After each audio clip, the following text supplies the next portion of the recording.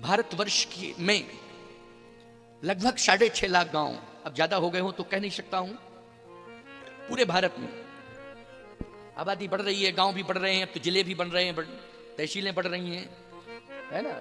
लेकिन एक अनुमानित बात कर रहा हूं, मुझे बहुत स्पष्ट पता नहीं है, नहीं कोई भाई बैठा हो जिसने सर्वे किया हो वो कहे महाराज को पता ही नहीं है। लेकिन लगभग 6 लाख 6.5 लाख ग्राम पूरे भारत में, मैं सत्य कह रहा हूं, सभी ग्रामों में भले ही राम मंदिर ना हो, ज्यादातर ग्रामों में है राम मंदिर, लेकिन बहुत से गांव ऐसे भी हैं जिसमें राम मंदिर नहीं है। लेकिन दुनिया का ऐसा कोई गांव बता दो जिस गांव के निवासी के हृदय में राम ना हो, राम के लिए स्थान ना हो। निश्चित रूप से राम भक्त कोई ना कोई मिल ही जाएगा गांव में, मिलेगा कि नहीं मिलेगा? चाहे जितना नास्तिक गांव क्यों ना हो, लेकिन एक दो तो राम भक्त मिल ही जाएंगे। मिल जाएंगे कि नहीं मिल जाएंगे? हृदय में राम बैठे। इसलिए मानवता का श्रृंगार करने के लिए भगवान का अवतार हुआ। भगवान के अवतार के लिए लोगों में चर्चा है, शास्त्र मत भी है कि जलंधर रावण बना। दूसरी चर्चा ये प्रतापवान रावण बना। क्यों भाई?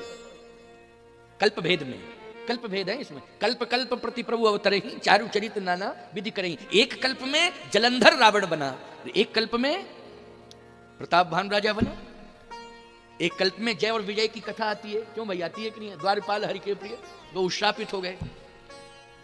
तो कई प्रमाण हैं, बहुत से कारण हैं, लेकिन एक दो कारण मैं आपको बता रहा हूं, सुनते जाओ जरा। भगवान शंकर भगवती पार्वती जी को राम जन्म के पहले की कथा सुना रहे हैं, क्योंकि 9 प्रश्न किए हैं भगवती पार्वती जी। 14 प्रश्नों का भी वर्णन आता है और 84 प्रश्नों का भी वर्णन आता है। एक कथा में 9 प्रश्न किए हैं, और फिर जब अधिक मंथन हुआ तो विद्वानों ने कहा नहीं नहीं 14 प्रश्न हुए हैं भगवती पार्वती जी के द्वारा, उन्हीं 14 प्रश्नों का उत्तर रामचरितमानस है। फिर जब ज्यादा मंथन हुआ तो कहा नहीं 84 प्रश्न किए हैं, इसलिए मानस में बालकांड से लेकर उत्तरकांड तक 84 प्रमुख 84 प्रश्न। लेकिन हम लोग चाहे 9 प्रश्न मान लें, चाहे 14 मान लें, चाहे 84 मान लें, हमें तो अपना कल्याण करना है। क्या करना है? वह कथा सुननी है जिससे हमारा कल्याण हो जाए। 9 बने रहें, चाहे 14 बने रहें, चाहे 84 बने रहें। लेकिन पहला प्रश्न क्या है? 9 प्रश्नों में पहला प्रश्न है, दूसरा प्रश्न, पहला और दूसरा। प्रथम सो कारण, प्रथम सो कारण कहूं बिचारी, ओ निरगुण ब्रह्म सगुण बपुधारी। प्रथम सो कारण कहो विचारी, निर्गुण ब्रह्म सगुण बपु धारी। ये भगवती पार्वती जी का प्रश्न है, यही प्रार्थना है। भगवान ने जब निर्गुण ब्रह्म सगुण कैसे हुआ और निर्गुण और सगुण का विवाद समाप्त करो, आप लोग भी समाप्त करो। भगवान शंकर ने कहा पार्वती मेरे हृदय में जो बैठा है वो निर्गुण ब्रह्म है, और जिसका मैं दर्शन कर लेता हूं वो सगुण ब्रह्म है। और बोले सगुण ब्रह्म का दर्शन मुझे हो जाता है। निर्गुण ब्रह्म मेरे हृदय में है, जब आंख बंद करता हूं तो हृदय के अंदर बैठा हुआ, ध्यानस्थ अवस्था में हृदय के अंदर बैठा हुआ ब्रह्म दिखाई देता है, और जब मैं नेत्र खोलता हूं तो वही ब्रह्म मेरे सामने प्रकट हो जाता है और मुझे दर्शन देता है। तो ये मैं कैसे कह दूं कि केवल निर्गुण है? वो हृदय में बैठता है तब निर्गुण है, जब दर्शन देता है सामने तो वो सगुण है। ये निर्गुण नैनन सगुण। हृदय में तुलसीदास जी लिख रहे हैं आपके हृदय में जो बैठा है वो निर्गुण है, और दर्शन कर रहे हो मंदिर में वो सगुण है। विवाद किस बात का है? विवाद नहीं, संवाद है। विवाद की तो बात ही नहीं, रामचरितमानस में संवाद है, विवाद नहीं है। भगवती पार्वती जी ने कहा महाराज आपने बहुत स्पष्ट बात कह दी, लेकिन वो निर्गुण ब्रह्म सगुण बनता है, आप क्या प्रयास करते हैं जब वो सगुण बनता है? भगवान शंकर ने कहा इसके लिए मैं नाम जप करता हूं। क्या करता हूं? नाम जप। नाम जप, नाम जप, क्योंकि नाम रूप लीला धाम सबसे पहले उसके रूप का दर्शन करने के पहले हमें उसके नाम का जप करना पड़ेगा, तभी वो दर्शन देता है। नाम, इसके बाद रूप, फिर इसके बाद लीला, इसके बाद धाम। समझ गए हो? नाम, रूप, लीला, धाम, ये चतुष विग्रह हैं भगवान के। ये 4 विग्रह हैं। कौन कौन? नाम, रूप, लीला और धाम। तो सबसे पहले उसके रूप का दर्शन करने के लिए हमें क्या करना पड़ता है? भगवान शंकर ने कहा नाम जप। इसलिए गोस्वामी जी कहते हैं, तुम पुनि राम राम दिन राति, तुम पुनि राम राम दिन राति, तुम पुनि राम राम दिन राति, तुम पुनि राम राम दिन राति, सादर जपहु अनंग अराति, सादर जपहु अनंग अराति, सादर जपहु अनंग अराति, सादर जपहु अनंग अराति, तुम पुनि राम राम दिन राति, तुम पुनि राम राम दिन राति, सादर जपहु अनंग अराति।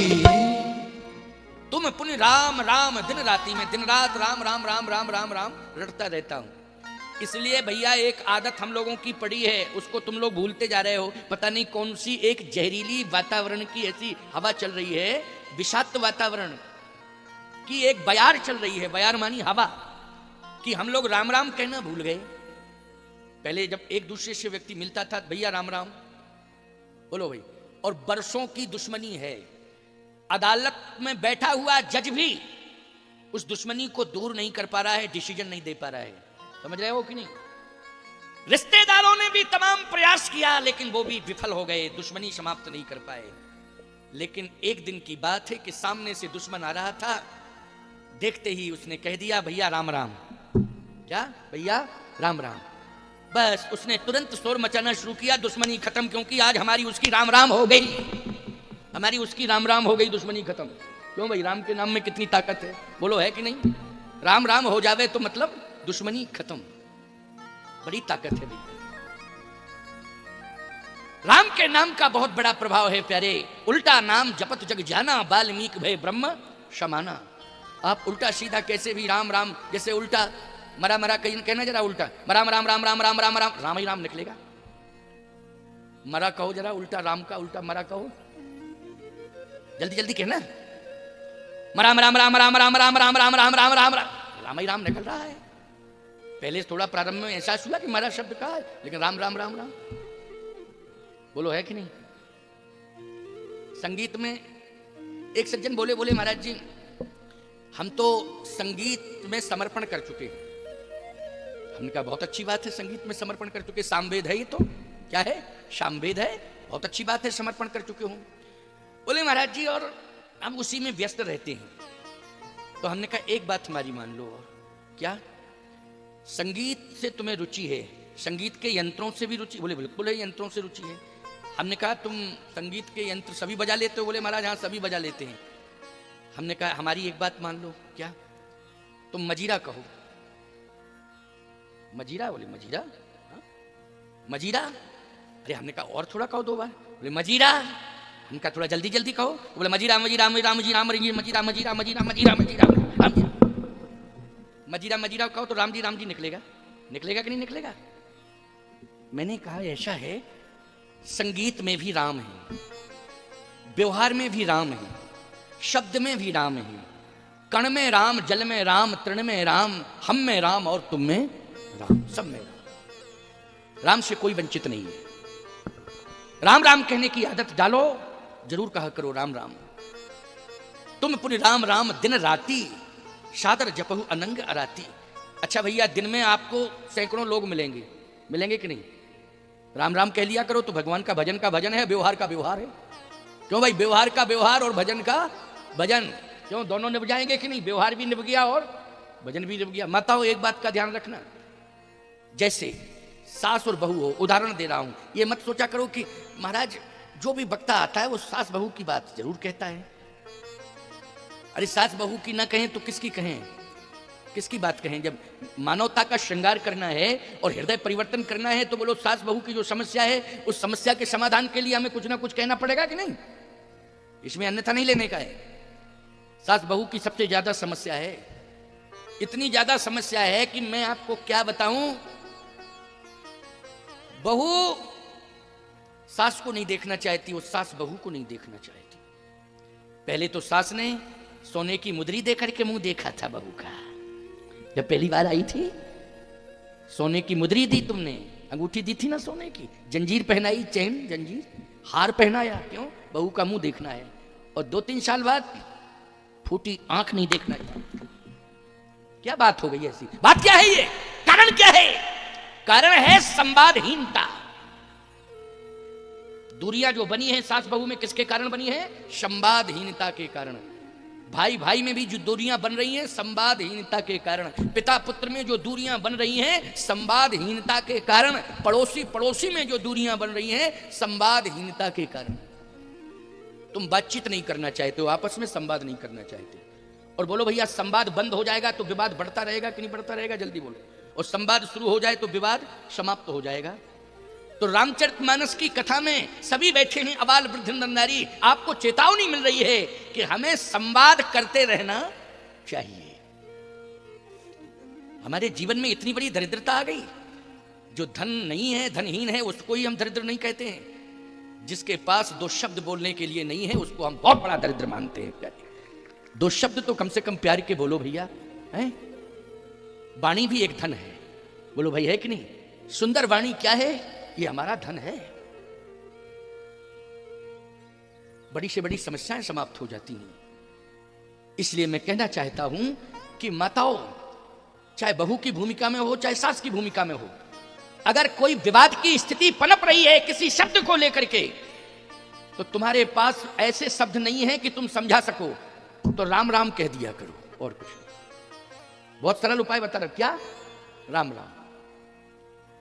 आप कहो कि मान लीजिए राम राम हम कहें और वो माने ना, हमारे सामने आता चला जाए, चाहे बहू हो चाहे सास हो, कोई हो, हमारे सामने आवे तो हम क्या कहें? जब जैसे ही पास में आए तो तेजी से राम राम कहना शुरू कर दो। अगर बोलने की क्षमता नहीं है भाई, शब्द संभाल के नहीं बोला जा सकता है, इतना विवेक नहीं है, क्षमता नहीं है, तो राम राम कहने की क्षमता तो सब में है, बोलो है कि नहीं? तो जैसे मान लो बहू ने कुछ कहा तो तुम कह दिया करो राम, और फिर वो दोबारा कहे तो कहो राम, और जब ज्यादा तेज कुछ कहे तो कहो राम राम राम राम राम राम राम। मैं दावे के साथ कह रहा हूं कि राम राम राम राम कहने से वो विवाद संवाद में बदल जाएगा। क्यों भाई बदल जाएगा कि नहीं? क्योंकि राम का नाम क्रोध को करुणा में बदल देगा। किसमें बदलेगा राम का नाम? क्रोध को करुणा में। बोलो बदलेगा कि नहीं? और जो व्यक्ति क्रोध लेकर के दौड़ रहा है, जब राम राम राम राम कहोगे तो फिर माथा पकड़ेगा, क्या करेगा? क्या करें? क्यों भाई यही कहेगा कि नहीं? क्या करें? अब बताओ क्या करें? इसलिए राम का नाम सर्वोपरि है। क्रोध को करुणा में बदलने की क्षमता है तो राम के नाम में है। इसलिए शंकर जी ने कहा, पार्वती मैं निरंतर राम राम राम राम राम राम रटता हूं, तुम पुन राम राम दिन राति, सादर जपहु अनंग अराती।